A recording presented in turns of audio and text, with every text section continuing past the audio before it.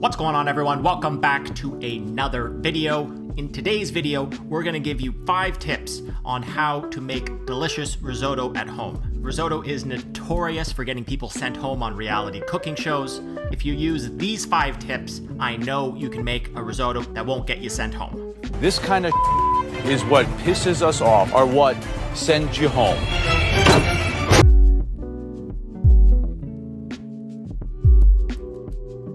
So risotto can be a complicated dish. There's a lot of things going on, but fundamentally, it's really quite simple. You just need some good techniques, and that's what these tips are based off of. In 20-25 minutes, you can have a really delicious dinner on your table at home. But most importantly, risotto is something you can get really creative with. You can make seafood risotto, you can make asparagus or mushroom risotto, risotto Milanese, which has like saffron and fish. It's a great way to get creative in the kitchen. So here are my 5 tips for making delicious risotto at home. Let's get going. Let's talk about the building blocks of risotto.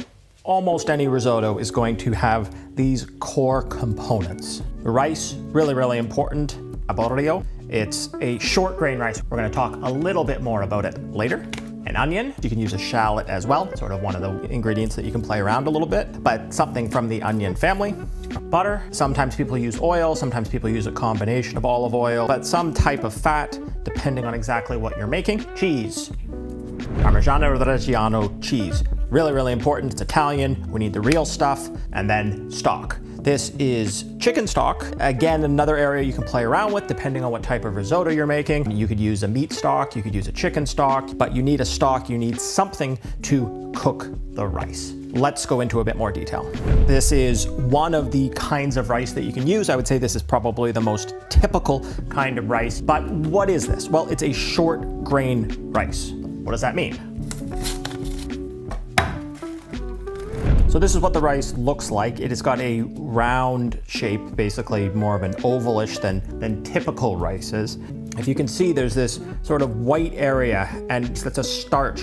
And when it's cooked properly, it's going to release that starch, and that's what's going to give you that really creamy risotto texture. That's why you need this kind of rice. Now compare that to a typical long grain rice. This rice looks, well, longer and doesn't have that starch. So basically this isn't going to work at all. So make sure that you choose the right rice. That'll make sure that you're able to make a delicious risotto. Now that we found the right rice, we can move on to making our recipe. I'm gonna make a Parmesan risotto, which is a pretty simple risotto. All of the tips that we go through are the same regardless of what kind of risotto you're making. So let's start putting it together.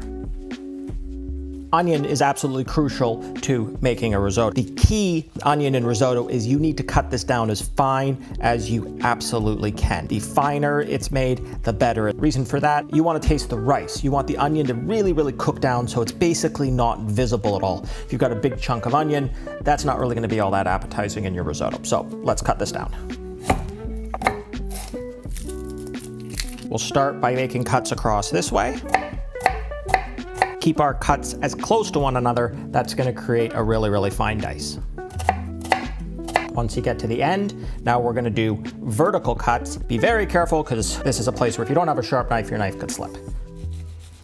And now our last cut, we're going to go the one direction that we haven't gone, cut across this way. And you'll be left with a really fine dice that's perfect for making risotto.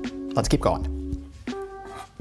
Before we get to tip number 3, we need to cook our onions. We need to cook them without color until they're translucent. So medium-ish heat, we're gonna add some butter and add our onions. Add our onions and just stir this around, cooking until it's translucent. Now that our onions are translucent, we are going to add our rice. Do not wash the rice, and you need to toast the rice in this butter and oil and the onions to add some flavor. So moving quickly, we're going to toss all of this together, coating the rice in the butter and the oil, basically the fat that's in the bottom of this pan. So you can see everything is coated. I know you can't smell, but you're starting to smell a little bit of the toasted flavor. That means we're ready to move on to our next step. Slowly but surely, ladle by ladle, adding stock into here. We're gonna keep stirring this until all of the liquid is absorbed, and then we're gonna add our next ladle full of stock. This is the time-intensive process, but it's really what makes risotto so good. All of our stock is absorbed. You can start hearing some of the sizzling. We're gonna add in another ladleful of our stock. And this is basically the process that we're gonna repeat. The key here is slow and steady wins the race. Don't add too much all at once. Wait until everything's absorbed, and you will get that really starchy, really creamy risotto.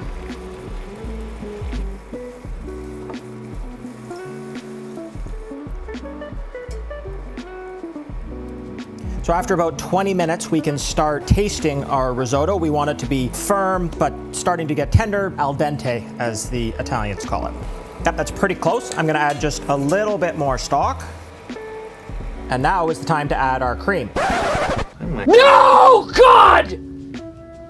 No, God, please, no! Under no circumstances, add cream to risotto. This should get creamy enough through all that starch that we talked about, mixing with the stock. No cream in risotto. What we can add in these last minute or two of cooking is some Parmesan cheese and some more butter. Let's stir all this together. And we should be left with something that's creamy, that's not runny, but is definitely moist, and should be very, very delicious. What we need to do now is check for seasoning. Definitely need some salt. One more check. Perfect. Let's set this up. Before we plate this up, let's show you exactly how to make the risotto, but let's do it cinematic.